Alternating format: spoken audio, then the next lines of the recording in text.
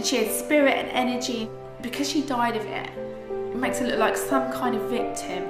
No, not at all. She did all she could to help herself. When I was going out with Linda, she did cartwheels all the time. One of the songs Linda wrote after she became ill was, "I can't do cartwheels anymore." Lynn loved canoeing, sailing, swimming, music and acting. Then it was like everything changed overnight. Her legs were paralysed. She couldn't move her head from side to side. She was tube fed all the time. I trained as a nurse and a midwife. I've never ever seen anybody suffer the way Sophia suffered for all those years. Linda's lying in a darkened room in so much pain I couldn't even touch her. She looked so grey and so still that her brother said Naomi looked dead.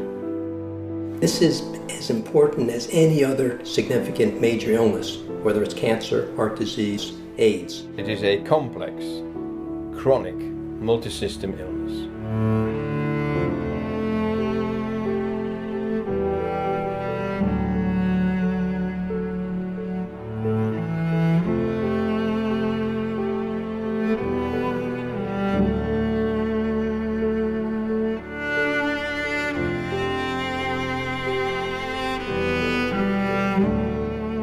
Some doctors don't believe in it, and if you don't believe in it and your patient has it, then there's a problem. They didn't believe that I was physically ill. My suffering was belittled and undermined at every turn, really.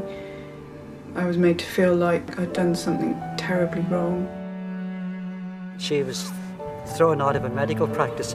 They just said, you know, in our opinion, you're depressed. One doctor just said, you're afraid of standing.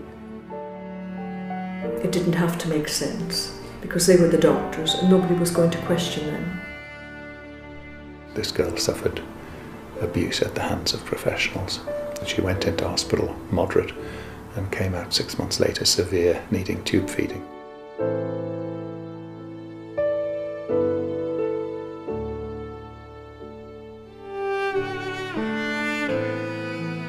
It is not a psychiatric illness. It's not an illness which is associated with mental and behavioural disorders. The psychiatrists that were involved with Lynn nearly destroyed her. I was denied any say in anything that happened to me. Her human rights were literally thrown away. These true horror stories where the families have really been abused by the professionals and by the court process, none of them have ever had any restitution, apology or damages.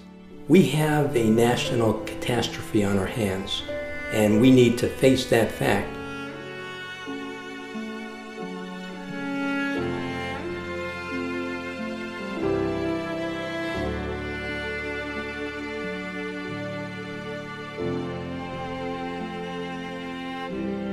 I just wish the media would allow proper coverage of exactly what ME can do to you and what it did to Lynn, how ill she was, how broken her body was. And it was ME that did that. It was ME that destroyed her.